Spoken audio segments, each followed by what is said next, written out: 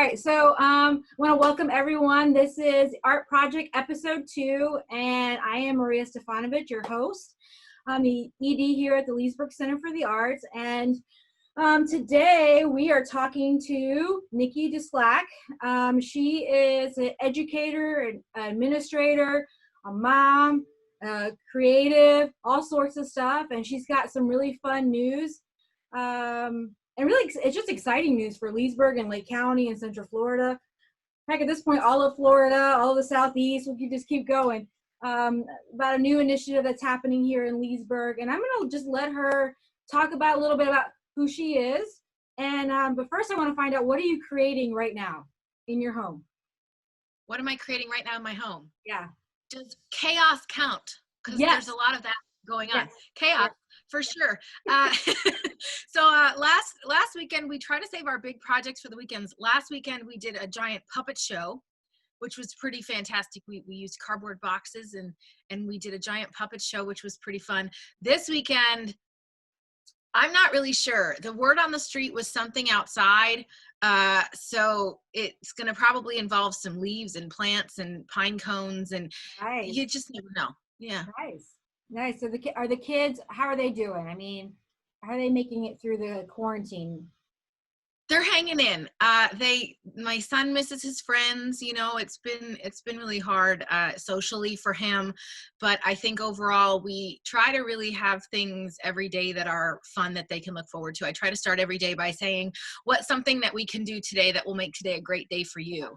And so we try to kind of incorporate that and keep things as structured as we can, because it's just hard, right? Like it's noon, I better get out of my pajamas kind of situation. So it's sort of trying to keep everyone on a schedule and have some sense of normalcy, and just, you know, taking care of them emotionally and ensuring them that it's okay. And this is weird, but, you know, we're going to be okay, and we're going to get through it together, and just trying to do fun things for them.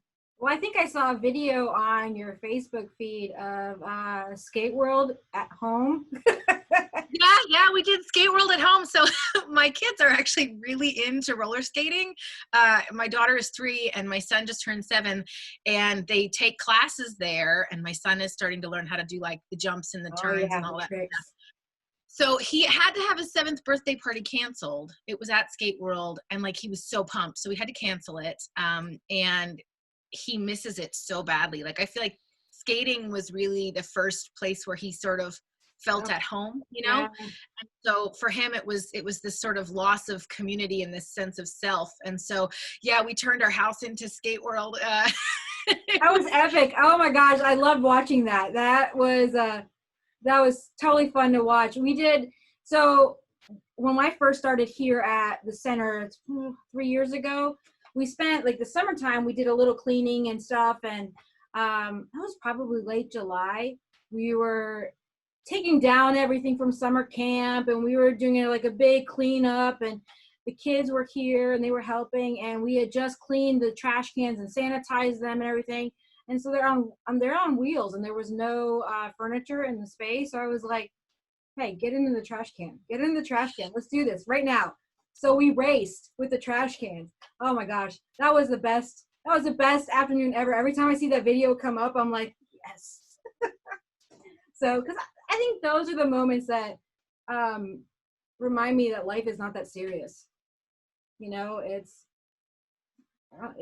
just an easier way of getting through it, and that some of the things that we're putting a lot of effort into and time and stuff, it's going to work itself out. So I don't know, but I love that the whole Skate World thing was great. So tell us a little bit about Create Conservatory. So Create Conservatory, it's been in the works a long time. So I have a bachelor's degree in fine art and theater. I was a musical theater professional for many years. And then I realized that someday I wasn't going to want to work nights and weekends and Christmas and Thanksgiving. So I decided to get my master's degree in education. I went into the classroom. I taught everything from 6th grade to 12th grade, language arts, drama, journalism.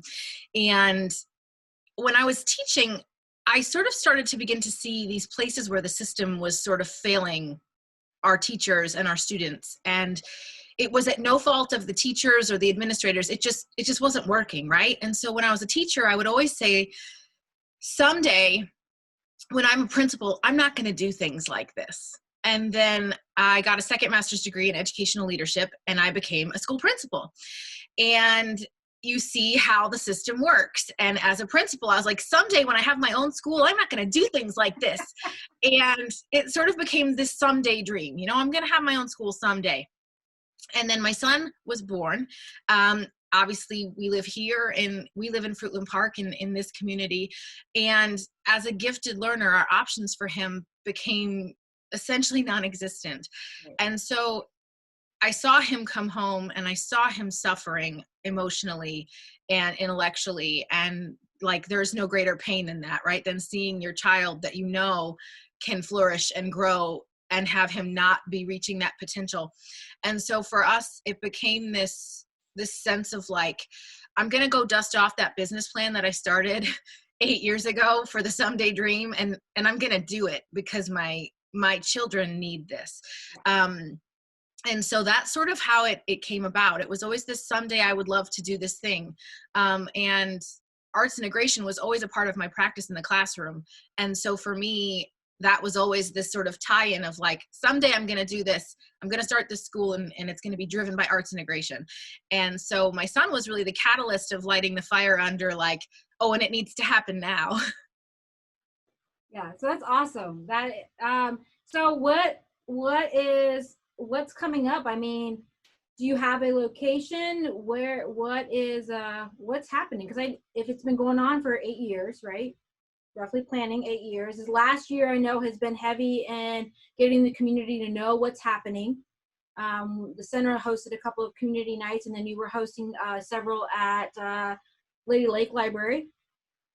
And that, where are you moving now that you've kind of got that base of interest and students that would benefit from the school?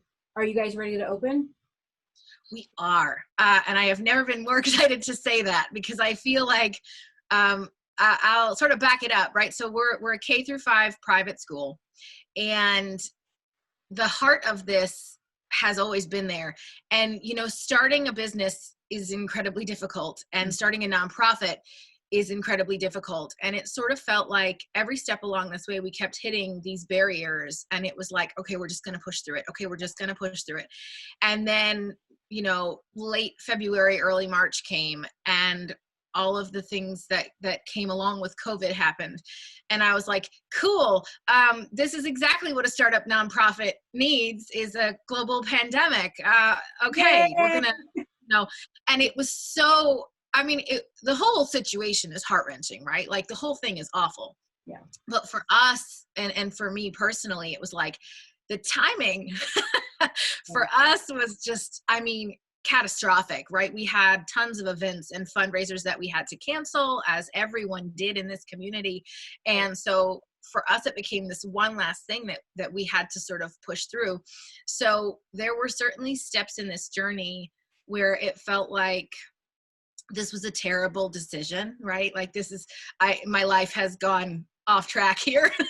But I think, you know, that's the beautiful part about really great things, is that ultimately it just takes that team of people to come together and be like, no, we're gonna stick with this and we're gonna see it through. And so I have never been happier to say that we have a location. We are actually partnering with Graceway Church. It's on the corner of Radio Road and Morningside, right in Leesburg. And we are going to be utilizing some of their building. If you're familiar with that space, they have sort of two main buildings. We're going to be in that second building that has the kids written on the outside of it. I mean, what is a better place for a home for us than a place that literally says kids on the outside of the building. So we are thrilled about that. And we are officially enrolling. You can go to our website. It's createconservatory.com, and you can begin the process of enrollment there. And we are slated to open August 10th. If schools open, we will be open.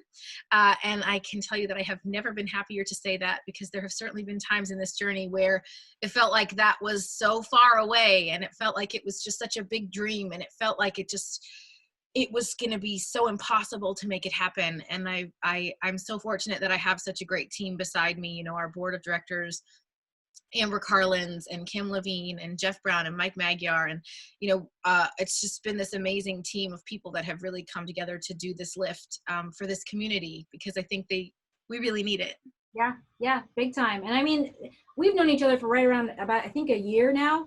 And I applaud you, man. Like, just your perseverance and your determination to get it done. I remember when we first met, you're like, nope, we're opening August 2020. It's happening. And so, heck yeah, that's fantastic news. I'm glad that I can't even explain to you how excited I am for this to happen, and for it to happen for you, for it to happen to families in Leesburg and Lake County that need this alternative as an education platform. But it also, in my feeling, is that it's also going to give us not just an alternative, but lead the way in where education should be, and how to get there, and the type of platforms to use. So I feel like you're leading this effort. You're spearheading this amazing adventure, and I'm excited. So kudos to you, kudos to the board for kicking butt and not getting drugged down from this COVID thing. I mean, like, that's amazing in itself. I'm just going to tell you that right now. Minus the skate world and all this other stuff, just that and pushing through, I think shows, I think it identifies and showcases, highlights your personality and the core foundation of the school. And that's what's going to translate to a lot of families, parents, and their kids. So congratulations. Yeah, thank you. August 10th. Heck yeah. Okay. When is August? Is that a Monday? Yeah, it is. Okay. It is a Monday this year. So do you have a alternative date if for some reason school gets pushed back? Are you following the same timeline that the traditional schools are having, public schools? Yeah, so we'll follow Lake County Public Schools calendar, simply because I think as a functional parent or guardian of a kid, it's so much easier if you can just follow what the public system is doing, especially if you have siblings or other family that's in that system. To have a separate calendar just seems unnecessarily complicated for families. So we don't have a plan to not start August 10th, but what we do have is a remote learning plan. Having lived remote learning with my son, we kind of saw, things that we wish were different and things that we think we could have improved upon. So having lived it as a parent, and then having the knowledge that I have as an educator, and I certainly don't mean that as a slight to the teachers, right? My son's teacher has done the best that she can. Everyone was handed this catastrophic situation. But now that we've had time to process and think, Create will have a virtual platform where teachers will meet with their students every day in a whole group setting and a one-on-one setting, and we'll be using modules where students can go in and do things on their own. We'll be sending supplies to them. So it's going to look very different than the public school virtual model, if that's the route we have to go. So we do have a plan in place for that, because I think it's, from what I'm reading and seeing, it's seeming like virtual learning in some capacity is probably going to be a part of our lives for the next 1.5 to 2 years, off and on. So, I'm really proud of that thing that we're kind of co-developing as we're moving down this journey, to make sure that if it happens, when it happens, that we're prepared and that we have, world-class education. I've been going to trainings on how to reach gifted learners virtually, and it's really been a very eye-opening experience for me as not only an educator, but as a mom, right? I see where my son, who is gifted, has not succeeded with the virtual methods. Now he's got hundreds in his classes, right? Like he's pulling A+, but he hasn't been challenged. He hasn't been supported emotionally. He hasn't been socially developed at all. And I think that those things are so important for every kid, but especially gifted children who are trying to process what's going on around them right now in a very, unique way, because their brains work uniquely. So I think, we're prepared for that as well. It's fantastic. Good. So, so you have that, and then it's open registration now, right? Yeah, registration opened on Tuesday, May 19th. Registration is up. So essentially the way that Well, That's today, yeah. The day we're filming this. Yeah, registration opens today. So basically, parents can go to our website, and your first step is to apply. It's a $50 application fee, and then all of the information will be emailed to you. The application itself, there's 2 feedback forms that you have to fill out, and then those get sent back to us digitally. And then we'll be in touch with you with all of the next steps to get actually registered for the school itself. Yeah. So it's a pretty simple process. And the other thing that I'm really proud of about Create that makes us different, obviously having an entire school that's built with arts integration as its foundation, that's different, right? That's unique. Yes. But with my son in this area, we investigated every private school we could find within a realistic radius to drive him there every day. And for me as a parent, the struggle became, okay, there's this fee, and then there's this fee, and then there's this fee. And now you want us to buy classroom groceries once a month. And there's a tech fee and a book fee and a supply fee. And like, oh my gosh, now my $750 a month tuition has gone up to like $1,000 by the time I've done all this stuff, right? So we're very transparent. We don't have any of those things. It's a $50 application fee. It's a $200 non-refundable registration fee. And then it's your tuition. That's it. There's no required classroom supplies. There's no required money to be paid in a technology fee or required groceries to be sent in. And, for us, that's super important to keep in mind because as parents, we budgeted for this. We budgeted for our son's education.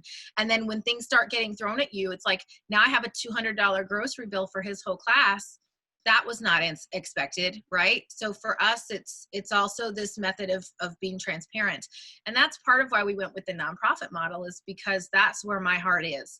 And we really want to make sure that parents know and understand the fees and why we have to charge them and what they're doing to give back to their children who are in our care. And on that note, I will share with you that we also already have, I believe we are at 6 scholarships for the fall, which we are beyond thrilled about. We have 3 full scholarships and 3 half scholarships, and we're working hard every day to get more.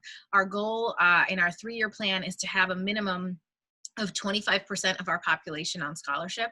And we are on track to hit that well before then, because we just feel like every child has the right to a really fantastic education, whether they can afford it or not.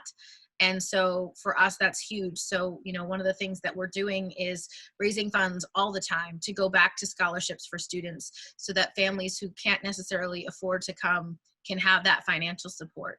Yeah, that's fantastic. That makes my heart so happy. So, and then the scholarship application process is the same, right?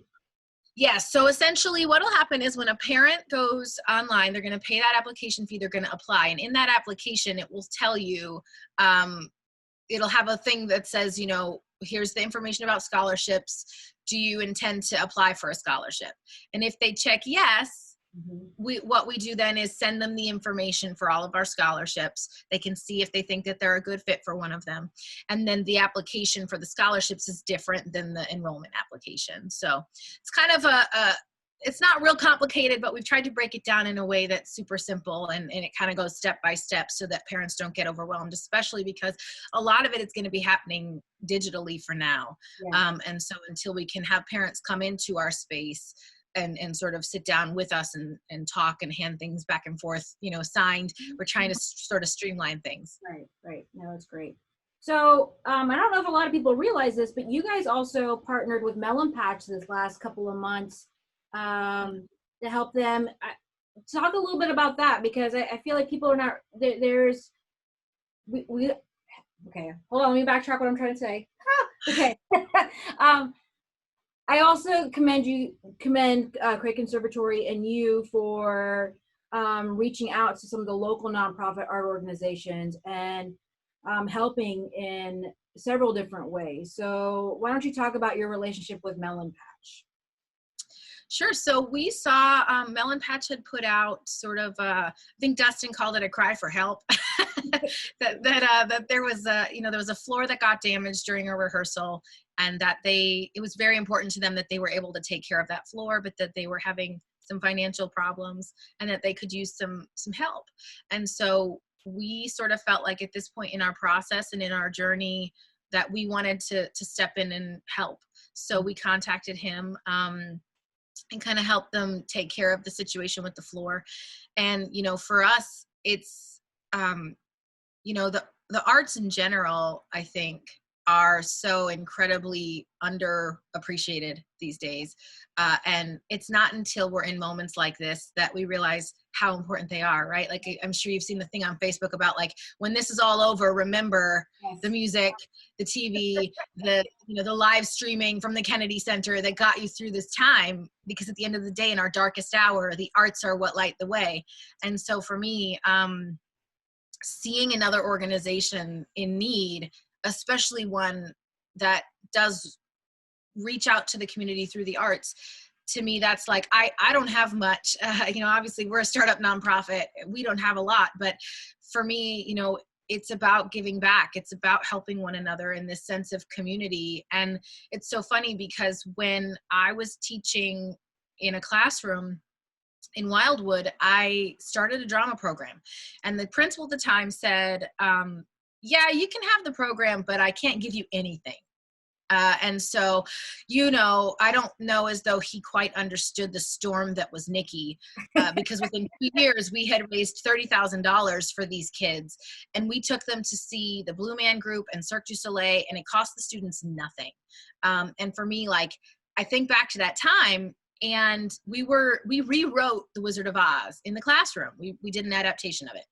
Mm-hmm. And so I don't even remember, oh my God, it was a decade ago, but I don't even remember how we got hooked up with them. But essentially, they said, we have a broom that shoots fire.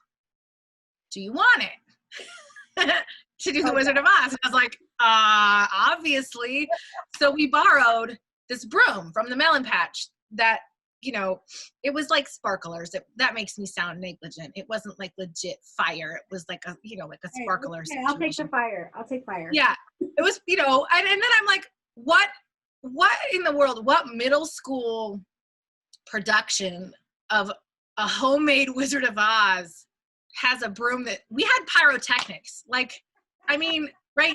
And we're talking about, like, the drama program started, and we legit had black plastic tablecloths from the dollar store and PVC pipes, and that's what built our curtains. Yep. And we got a deer spot. I'm not even kidding. We got a deer spotlight, and I stood way far away, and that was the lighting, because I was like, we're gonna make it work. Like, we're gonna do it the thing.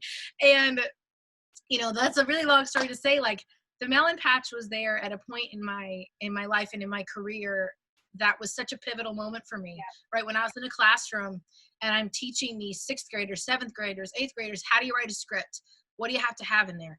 What, you know, how do we block a show? What does that look like? How do you memorize lines? Like, these really heady concepts for these students who learned so much through that process. And they were there, and they were a part of it, and they were kind, and they lent us something, and they cared. And I feel like, I remember telling you one of the first days that we met of, like, sometimes being an artist and being in this field feels like you're just screaming into a void, right? And I feel like the more of, I sort of have referred to it as like an army, the more people that you can have in this army, then all of a sudden the screaming into the void does things, right? It changes things, it moves things.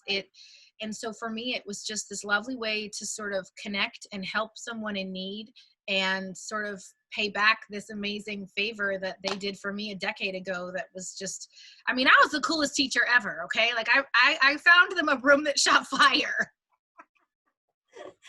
Now you have something that, yeah, there's a reputation that the next teacher has to live up to.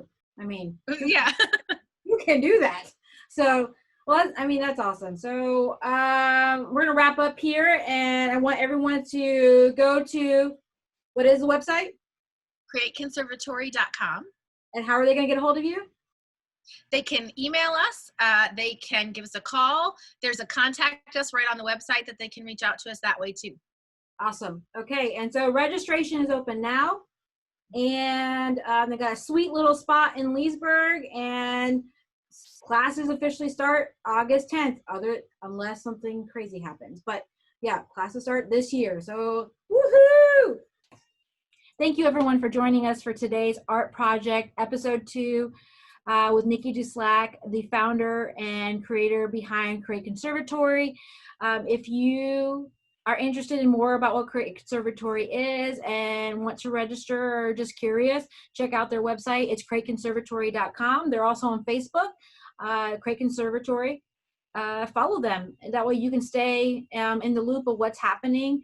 Registration is open now, and they are slated to open in the new school August 10th. So really excited about that as an added asset and amenity to Leesburg and Lake County. So thank you, Nikki and Create Conservatory, for joining us. And this episode is brought to you by United Arts of Central Florida, City of Leesburg, Leesburg Center for the Arts, and our sponsor, Ken K Solar. They are a local solar company. If you're interested in solar, then check them out. Go to kenksolar.com, especially the summertime, because if you are like me, you bought an older home and you have a older pool.